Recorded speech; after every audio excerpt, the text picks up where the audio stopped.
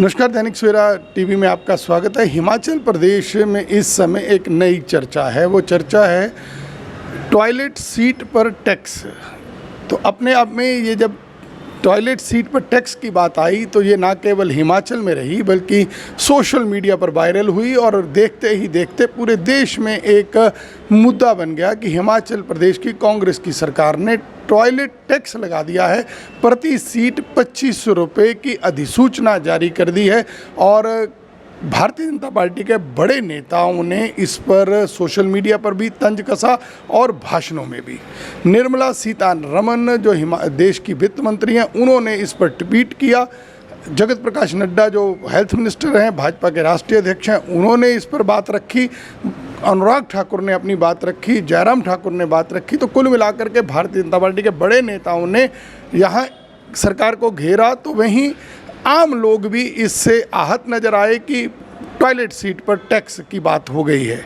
इस पर जब हमने पूरी चर्चा की और पूरी जानकारी ली तो हमने जो तथ्य पाए उसमें ये तथ्यों में जो बात सामने आई वो आपके सामने भी आए, दैनिक सवेरा के दर्शकों के सामने।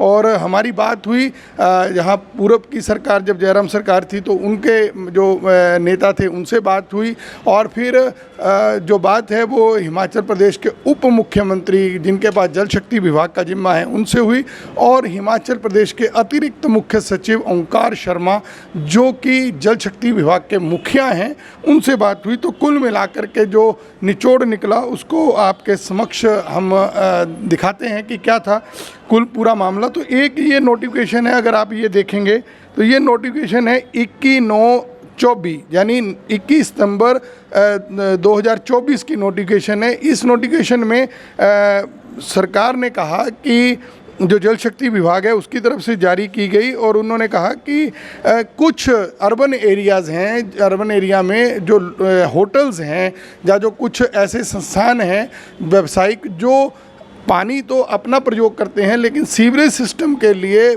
सरकारी पानी का प्रयोग करते हैं, उनके लिए प्रति सीट 25 रुपये जो है वो टैक्स लगेगा। तो ये नोटिफिकेशन है 21/9 की। 21/9 की नोटिफिकेशन में ये 25 रुपये की बात है।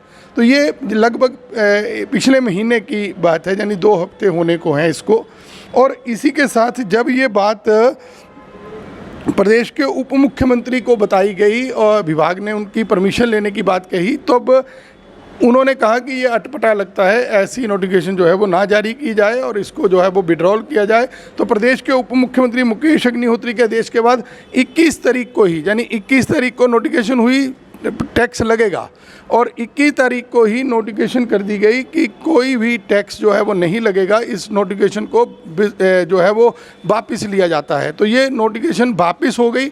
इसका मतलब ये हुआ कि प्रदेश के उप मुख्यमंत्री मुकेश अग्निहोत्री ने जो है वो विभाग की बात को सुपरसीड किया, उन्होंने बात को नहीं माना और ये नोटिफिकेशन उन्होंने वापस करवाई कि ऐसी कोई भी चाहे व्यावसायिक संसाधन हो उस पर नहीं लगेगा टैक्स।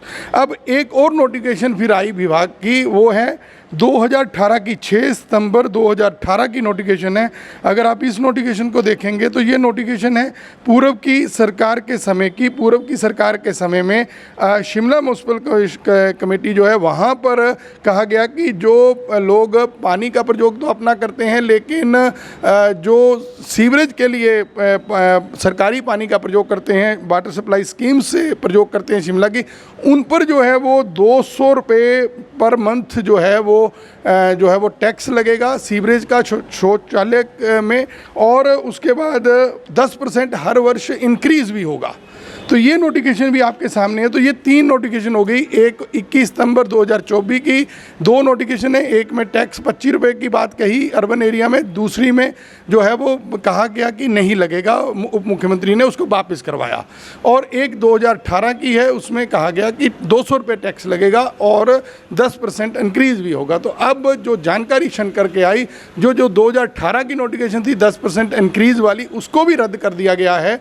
तो कुल मिलाकर के टॉयलेट पर टैक्स, सोच पर नहीं टॉयलेट पर टैक्स, तो ये बड़ी बात थी। हिमाचल प्रदेश में पिछले कुछ दिनों से मुद्दा गर्म था और मुद्दे ने सोशल मीडिया पर हाइप क्रिएट की और चर्चा में रहा। तो हिमाचल में टॉयलेट पर टैक्स को लेकर के सच्चाई जानने का प्रयास हमने किया, विभाग से, मंत्री से, उप मुख्यमंत्री से। तो कुल मिलाकर के निचोड़ ये निकला कि इस प्रकार की कोई नोटिफिकेशन जो है वो नहीं है और किसी प्रकार का जो है वो अब टॉयलेट पर कोई टैक्स नहीं होगा। सो इसलिए हमने दैनिक सवेरा के माध्यम से इस बात को नोटिफिकेशंस के साथ आपके सामने रखा है और इससे लगता है कि मामला शांत होगा और ऐसी कोई नोटिफिकेशन सरकार को करनी भी नहीं चाहिए इस प्रकार की जो वापस भी लेनी पड़े।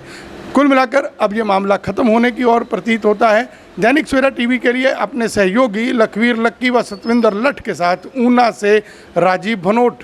देश दुनिया की हर खबर सबसे पहले देखने के लिए फॉलो करें Dainik Savera TV, YouTube, Facebook, Instagram, X और व्हाट्सएप चैनल पर।